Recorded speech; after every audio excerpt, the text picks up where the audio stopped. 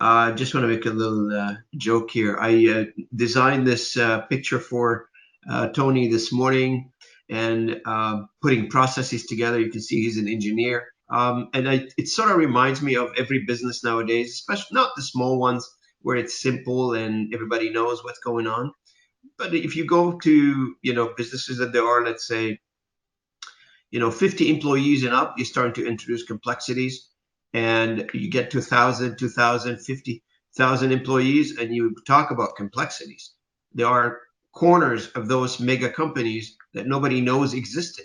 And this is where perhaps, some of these discussions are valuable. Now, I know it's pretty fundamental to think that way from a process perspective. All right, let's do the presentation. Tony, I'm going to stop sharing and I'm All going to right. flip it over to you. All right. So, I'm not okay. So I'll introduce myself, but I'm not so concerned about finishing the presentation because the deck is pretty self-explanatory. So if anybody sort of like wants to chat, just kind of put your hand up. Since the early 90s, because I came out of university, I was already a consultant. Since the early 90s, I started developing financial modeling and financial support modeling, like quotation tools and stuff like that, and data migration and data manipulation models. And during that time, I would sit and I would have to learn the process from the client.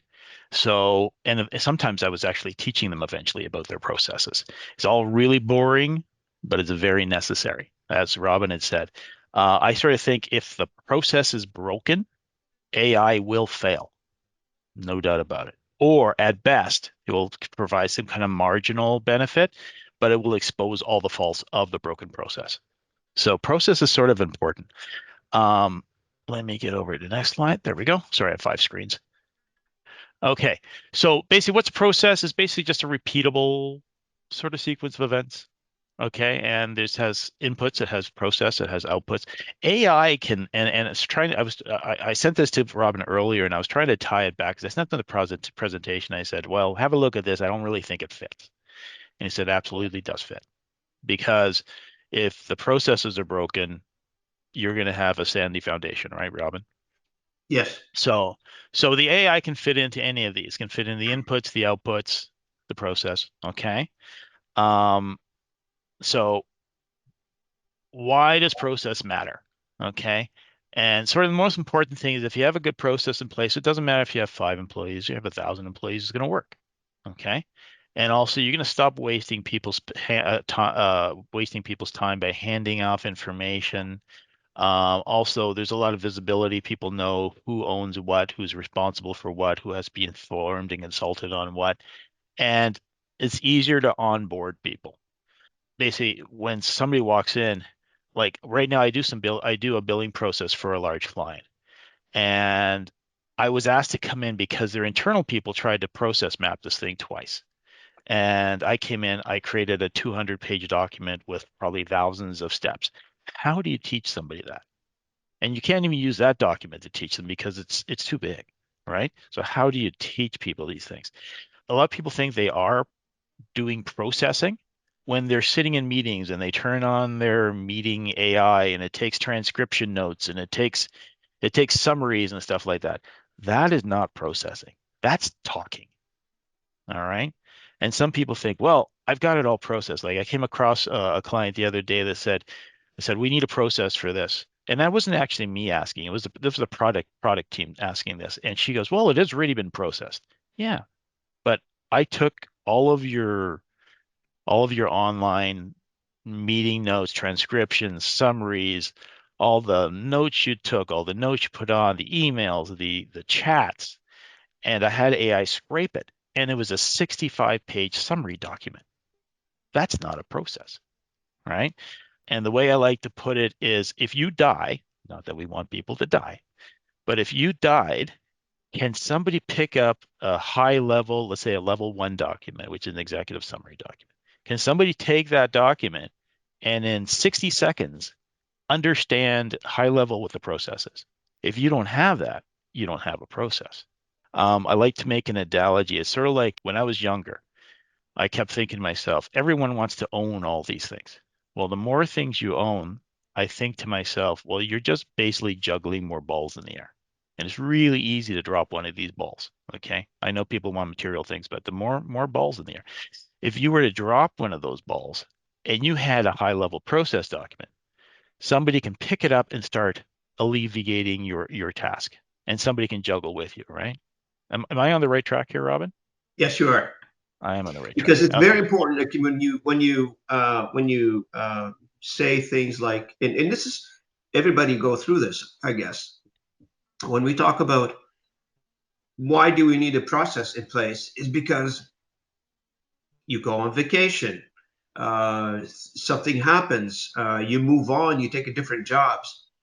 That intellectual knowledge that you have in your brain needs to be documented somewhere, because that's the property of the company. That's the kind of things that's going to get the company moving in the right direction. Because if the know-how travels with you everywhere you go, and you employed with this company for 2 years and you move on to the next company for another 2 years, well, what's the advantage of that? There is no advantage to anybody in this. And we layer on top of all this a highly advanced technologies that is going to learn from bad processes, or from not just bad process, bad steps. Don't have a process yet in a lot of cases. It's going to learn from those bad technologies, and then we go back and we're going to blame, oh, it didn't work.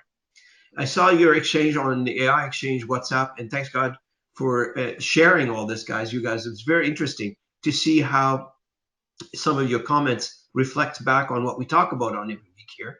It's the sequencing of things. When we want to deploy these things, it has to follow a certain sequence. And if it doesn't follow a certain sequence, it's not going to work. It doesn't matter who does it. Bell Canada, Rogers, I don't care who does it. It's not going to work. But you're on the right track. So the anatomy process, basically there's inputs. Okay, great. There's activities, what do people do? Roles and owners. Now this I'll explain this later, but there's something called a RACI document, whatever you want to call it, which is basically explains all the roles and responsibilities and who's accountable, et cetera. And there's also controls, which every company is different. I have never met two companies that are exactly the same. I will go work with them. They have high level. Okay, we do billing. Okay, we do HR. We do, quotations. Yeah, but you don't all do it the same way. Nobody does it the same way. Okay. But they all have their own controls and they have their own outputs. It's very important to identify, especially in the owners and controls.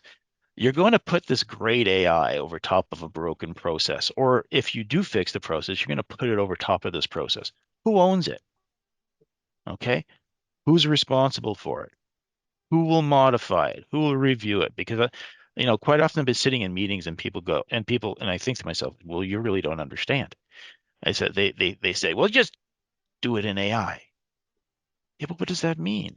Do it in AI. Yeah, I'll do it in AI. I'm a really smart guy. I'll do it in AI and I'll give it to you and you have no idea what's going on. Right? So it looked like you wanted to say something there, Robin. No, it's those checks and balances that we need in place are very important. And a lot of people are, we can't have those checks and balances in place nowadays related to a human, a person. We can if you want to, but that's also is going to introduce a bit of I want to call volatility in the process, because people change, people move on, people change jobs, etc. What we want to do is we want to make sure that these checks and balances and control points are documented into some sort of a workflow, that it's human and technology combined together. So let's say, if I'm just going to take a simple example, we want to send out billing this month, and your account receivable or account payable puts out these things out, but before they do that, they're going to get validated with things. And who validates these invoices? The project management team or the production team. We're not going to send these invoices just because they're being sent out. I've been there, done that, got the t-shirt. When we don't have these control points in place, you're introducing a lot of errors. You're introducing a lot of frustration on the customers. Yeah, and Blair has a question. Yeah, just Blair, go ahead. Not so much a question, but more of a statement. I have a client who's trying to sell their business. All of the knowledge, or basically all of the knowledge, is in the business owner's head. Nothing has been processed, and he's trying to sell this business. It's a very viable business, but now he has to go back and do exactly what you're saying here is the process, so that the new owner goes, what the hell am I buying? Oh, this is what I'm getting for my money. So this is beginning of business, middle, end. This process is very, very important. So keep going, please. Okay, great. Thank you. In terms of types of processes, there's basically three people. Some people say five, some people say seven, but there's basically three camps. There's the operational process. How do you do things? There's a management process. How do you oversee it? How do you govern it? How do you plan it? And the support process, which are sort of like your contact center processes when, or supporting a product process. AI, very viable, fit in anywhere. And there's thousands of touch points that they can fit into. But if it's not working, if the process is broken or not documented, it's in somebody's head, it's not going to work. So it's great. Like the thing is, I work with some large clients where they say, okay, well, Bob used to do that. Great. Where's Bob? Bob got fired. Well, how do you do that now? We don't know. Well, how's it getting done? Well, this person's doing this and this person's doing that, and they're trying to do this, but they don't know what Bob did. Right? And let's not forget, Tony, the single point of failure in these statements, right? So if only one person, which is Bob in this case, who knows this stuff, that's a high risk environment. Like, I mean, if the company depends on one person, and I'm not talking about a company with one person only like me here. I'm talking about a company with multiple people in it, and it's only dependent on one person that knows one thing that can break or make this company. I think we've got a bit of an issue here. Yeah, it's a great position to be in for people like me, because I'm the only one It's a that's good willing position to to do be so. in for Bob, Yeah, but not for the company. Not for the company. yeah, because quite often I'm doing the stuff that nobody else wants to do. And the next one here, the process life cycle. Basically, this isn't set in stone. It repeats over and over. Every couple of years, you'll look at it, or every time something new is introduced. Okay, so first you sort of design it. I call it discovery, and then you execute. And then you see how it's going, and then you figure out how you can improve it. And you just kind of keep going round and round and round and round. It's not a set it and forget it sort of thing. Okay, so the common pitfalls, as Robin was saying, if one person leaves, if there's a problem, then who do you ask? Like, it's siloed. There's only a few people that understand the process, and that Bob person, or you can call him whoever you want, they are not part of a small company. There are thousands of people in this company, and Bob did this, and nobody knows how he did it, right? And it's a key element. But there's basically siloed handoffs. You sort of pass it off between teams. There's no documentation. As Blair was saying, there's no documentation on how that person does what they do. There's no exception pathways. It's very important to have exception pathways. I've been working with a couple of projects where you say, well, we have this process in place. Well, great, but this happened. Oh, I don't want to know about that. But you have to know about that. You have to have an exception. Like, what happens if something happens that you don't expect, right? And everything is sort of like manual and repetitive. Okay. So Tony, I'd like to add one more thing on this topic of documenting things. I did a podcast with Carla Ixowitz on selling your company, the valuation of selling your company. And I've been involved in several acquisitions, like most of you guys probably seen this movie play out before. And when it comes to selling your company, if things are not documented, you're not going to get the top dollar for your company, for sure. Nobody's going to, you've got a good company. You feel like you have a good company, but you can't show that you have a good company. There's nothing documented, and that is a problem when you're trying to exit your business. Absolutely. It's huge. Okay, so that's sort of where we get in the meat and potatoes. Okay, so mapping and documenting the processes. Okay. At this point, I always say discovery, discovery, discovery. And that basically means it's not that hard, guys. It's ask questions. How do you do this? How do you do that? Why this? Why do you do that? What's that got to do with anything, right? I once was approached to develop an internal enterprise system in their database world, or whatever, their SQL world.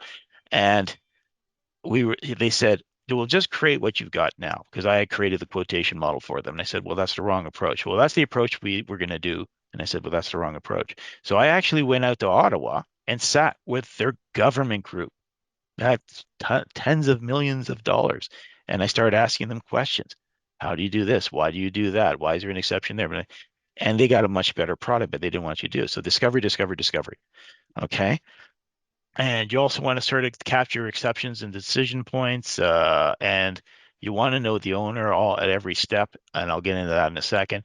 And as you update the process, well, I keep everything, but there's always the latest version. So you got to always refer to the latest version. Now, in terms of types of documentation, there's different levels. So like Robin, I said, I'd love to work with him because he can do high level process identification. However, I get into the weeds. Okay. So there's detailed and there's high level. Okay. And in high level, there's, that'd be like a level 1. And I'll get into that a little later, but a level 1, a level 2, a level 3. And as you go higher up in the levels, you get more detail. So the level 1 would be like for your executives. The level 2 would be sort of like, this is how the process flows. The level 3 is this how you do it. Some people say 4, 5, and 6. And it's like, gets right really nitty gritty. And I work with one company who works a lot in the States, and they are in manufacturing plants, and they show people how to compartmentalize what they do. And there's also lots of different types of documentation processes. Okay, there's like your flow chart, your process map, your detailed process map would be like a level 2, level 3. There's a swim lane, which this is a really bad example. There's value stream, and then people start getting really fancy, right? They create a document, suppliers input, process output, and customer document that sit public. I don't know, whatever. But this is a very useful document. It's a swim lane.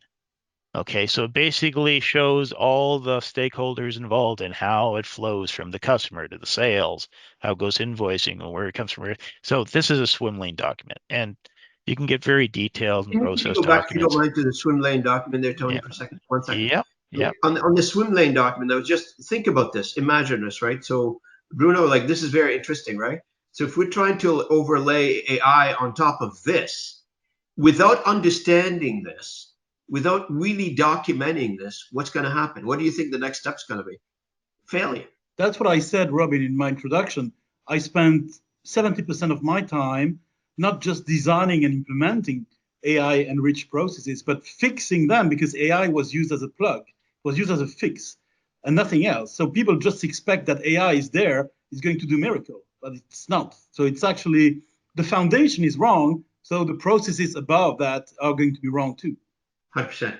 100%. And this is why, like this, I just love the idea that and every time I open the news comes to me as much as it comes to you guys, and you see all these things like company failed to deploy AI. They spent, $500 million on an AI initiatives, and it failed. Well, why do you think it failed? Because you tried to satisfy the shareholders by telling them, I'm going to generate immediate profit by putting AI in the process, and here how much money I'm going to save you. But you didn't do the legwork. You didn't invest in actually doing something that AI can actually use. It's not AI's fault. It's just the strategy is wrong. And Sorry, I've heard of companies, if you want to increase your valuation, you put the word AI in it. Oh, it's like an adrenaline shot now. Like people are using this like the adrenaline shot, and everybody gets high on it. Just you mentioned the word AI, everybody start jumping up and down. Sorry, Chris, go ahead. No, it's just interesting that the swim lanes. You could explain what I meant at the beginning when one of these swim lanes are completely blank for you because you don't have access to that, and you need to make it work because it goes in and out. It goes to a vendor and then back to you, and you can improve something, but you don't have any visibility of what's going on in that blank swim lane, and you don't have authority to change that, and you know that maybe an entry point here and then output point somewhere else could help the whole process, and you just get frustrated because you don't have any authority to change that, or you don't have the size to ask for those changes for the customer or from the vendor. And the other point that we didn't really talk about, Chris and Tony, is the simplification, right? So every company is taking a look at their processes internally, and they're thinking, And I know that for a fact because John at Linebridge, the CEO of the company at the time, he's no longer there. All I heard from him, and I'm not saying that in a negative way, is simplification. We need to simplify our processes, meaning that we have a very complex processes to provide a service. And he talked about simplification. Every single email, every single conversation, every single text message, it was about simplification. In fact, with 7,000 employees, that word for 8 years, it did not resonate with anybody. We ended up with more complexities than we had before he started talking about simplification. So documenting a process, then eliminating boxes out of this process, that's simplification. Yeah. Sorry, Bruno, go ahead. Yeah. Well, I was going to say that you are just pointing out a very interesting point with simplification. But what a couple of days I posted on the WhatsApp chat, I posted an example of Amazon making big mistakes in terms of AI implementation. But actually, this case of Amazon is not the only one, but it reflects or it exposes some very bad binary decisions between we do it with AI or we don't do it with AI. Actually, in my experience, working and infusing AI in business processes is made of 3 decisions. It's displace, replace, or optimize. And optimize is exactly what you said. Simplify, make it better. It's not just we keep it or we remove it. It has to be. It's more than black and white. That's what I mean. Yeah. Thank you, Bruno. And Go ahead, Tony. you can simplify. Well, if you have, let's say, a executive level looking for simplification, give them an L1 document. I'll explain what that means later. But the L1 document is just a high-level view. But the thing is, you can't simplify a very detailed process. However, you can remove a lot of parts, like Bruno had said, right? So there's lots of different ways. So there's swim lane documents, there's process documents, there's even different symbols that use different mean different things. One of the most important things that I feel people do not do is you have to have, I call it a RACI document or whatever, however you want to pronounce, but a matrix, okay? And it basically shows you every single task, who's responsible, who's accountable, who has to be consulted, who has to be informed if something happens, right? Like what happens if an exception happens? So, and an example of RACI document is sort of something like this, okay? There's task 1, project executive is consulted. The actual who's accountable and responsible is a project manager, okay? And you sort of can go all through that. And you may have thousands of touch points because what happens is when something breaks, who do you call? You can't call Bob, he's gone. But Bob was responsible, but who was accountable for Bob's work? That's the person who should know, right? As well, there's you can do value streams, you can do checklists. So anything could really be a process document as long as it's sort of like something that goes in sequence. And I keep mentioning L1, L2, L3.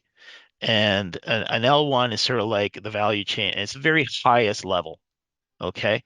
And then the L2 is sort of like, how does this work? It's like a swim lane, but it's sort of showing the high level spots.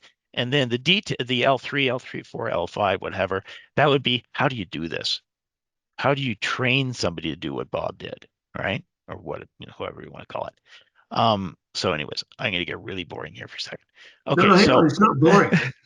Stop saying boring. boring. It's not boring at all. Actually, this is, okay, it's dry. Let me take the pulse check. Raise your hand. Is this good information? Is this good conversation? Hell yes. Yes. Very practical. Very practical. Very proud. This is what makes or breaks companies, really, because you are your process. That's it. I mean, if you think you're different because you're beautiful, no, it's because you're efficient on what you're doing, and you're competing with people doing the same thing. Like you said, Tony, is everybody does something differently. Yeah, that's the something different that is going to make or break them. That's the thing. Yeah, I just wanted to add one more thing here in the Tony. Like when we trying to talk to the people and just saying there is an unmapped opportunity in the AI world. When I use the unmapped, then the first thing comes because most of the small business, they don't know their business process. So first thing to do is the business process, understanding their business process. Without having a clear understanding on the business process, you can't do any AI workflow automation, anything like that. So business process is becoming like a core things in the AI automation. Anything you do, you have to have some understanding your existing business process and then go from there to optimize on other things too. Yeah. It is excellent topics here too. Yeah. And you know, Robin, I think actually doing process actually comes after localization. Right. You know, you always said localization was last. I think doing the processes is last. 100%. 100%. Most companies, they, you know, for the localization piece is an afterthought. It's the last piece in any project. And if you don't document localization, for instance, in the translation world, in the language world, as part of your process map, well, you're not going to get to it because it's not part of the process map. So where does technology fit? Okay, it fits everywhere, right? In the automation. I know that I've used AI to do a couple of things that the departments that were supposed to be doing and what weren't doing it, and I used AI to do it in an hour, right? Integration, analytics, and also for assistance. Okay, so it's sort of now the key takeaways. And Robin, I'm really fast. I'm done. The key takeaways is that the process is only good as how you've defined it, the clarity on it. Is it good or is it not? Improvements are not one time. They keep repeating and repeating and repeating and repeating. Technology multiplies a sound process, breaks a bad process. It will expose the problem so quickly. Okay. And I know that a lot of people feel it's a very daunting thing, but start with a small thing, right? Document something small. And then that small thing will lead you to a bigger thing, and then a bigger thing, and a bigger thing. And by the time you know it, you're done. And then you can get to start the whole process again. I was actually talking to Robin the other day, and I said is there somebody internally that can do this? Because they're the ones that are intimate with it. They're the ones that should be involved in the actual processes. You right? know what? You know, I thought about this one a little further because I've been involved in one of those. You know, for Blair and I, we know them. I'm not sure if you guys know them, the Irving family. And the Irving family of companies, they've got like 500 companies, and they run everything on something called Black Belt Six Sigma and process engineering, process improvement. So before, you know, this is very foundational what we're talking about, Tony, here. Most small to medium enterprises don't have this stuff in place. Some of them do, but most of them don't. And if they do have it, they have it loosely, I would say. It's not well documented. But where most companies fail is they come in and they bring in. I remember Charles Cormier. He used to work for a company called IMP, and IMP is a airplane parts manufacturer. They've got a couple of plants in Nova Scotia. He's a process engineer working on making parts for airplanes. So he knows, you know, the fault ratio. He knows, you know, the 9 decimal points to the quality acceptance. He knows that. So when he comes in and he looks at a process, he's not looking at, did you document the process? He's looking at it, how can I improve the process? How can I make it better? This foundational step, it is needed before a Six Sigma comes in and says, how can I make it better? How can I take it to the next level? How can I fine tune the process? How can I make it save us less money or improve quality? How to do other things with it? This is the foundation. This is the cornerstone of any business. Do you have your processes documented? Yes or no? What do you guys think of this conversation? I think excellent. Like, yeah, I think it is excellent. Like, this is something very important as well. Like in the AI world, then, yeah, the business process, understanding and optimizing the business process, it's a big thing to do any workflow automation or any AI implementation in that regard. So it is a very important topic to discuss, to understand as well. Yeah. Okay. And I feel it's something that people or that companies overlook, and it's not just small companies that overlook it. It's large companies. How do you know what everybody does, right? And I wish that the high level, the C-suite or whatever, would just stop saying, just AI. Yeah. You got to stop Edwin, saying would that. you mind? Edwin's got a question, I think, right, Edwin? Yeah, well, I just love this topic. I don't know how many of you are familiar with Toyota Kata. Okay. But Toyota Kata talks about the original lean. To answer like Dolores' question, like Edward Deming, he is at the foundation of a lot of these things back in right post World War II, and Toyota was extremely successful.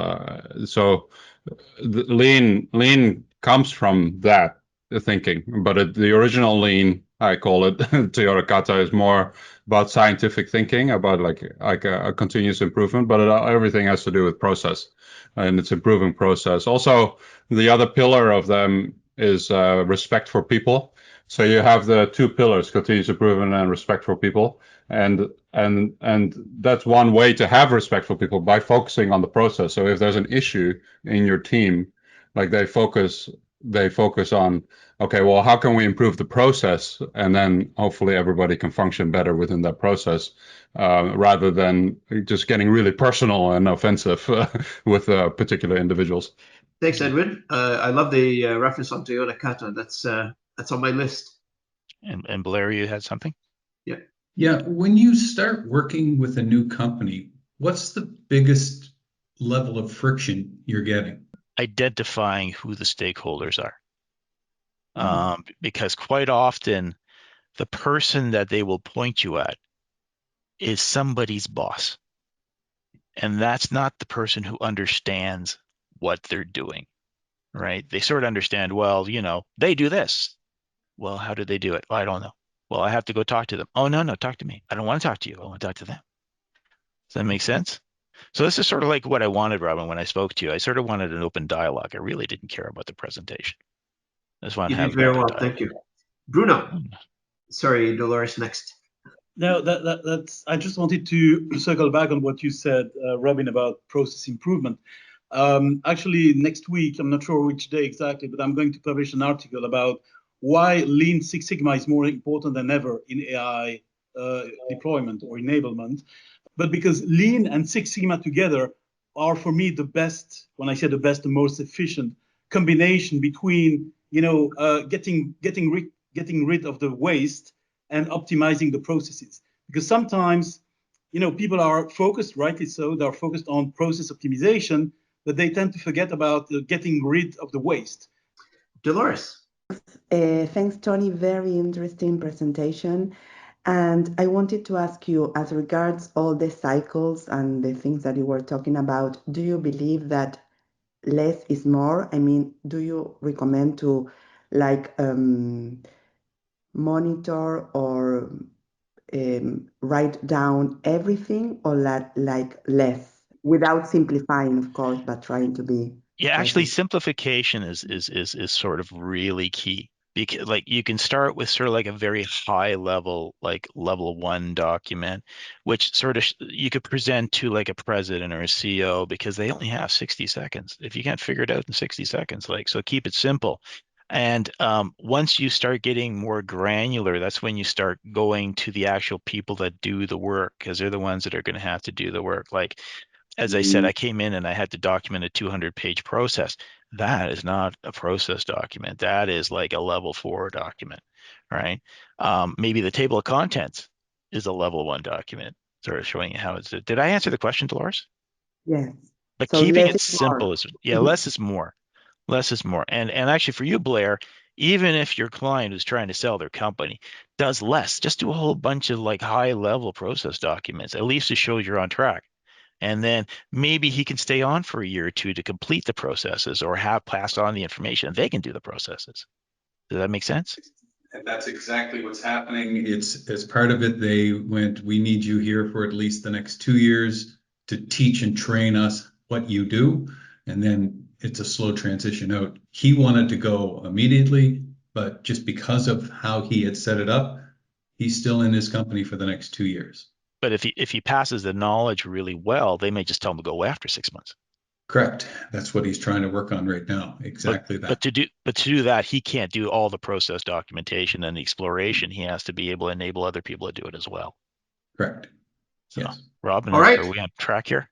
Yeah, we're. I guess I got to jump here in 1 minute, because I do have a podcast recording coming up at 10 o'clock. This was very interesting conversation, to be honest with you. Thank you, Tony, for bringing us this information. I really appreciate it, and I really enjoyed it, to be honest with you. It's back to basics somewhat, but it is involved in AI deployment. It is cornerstone #1 in the AI deployment. So thank you. Yeah, so and here's the references, because I, of course, did not create this presentation. I just talked to Claude for 10 minutes. Thank you, Robin. And now you sort of know what I do. Thank you so much. I really appreciate it. And good to see you all, and have a great weekend.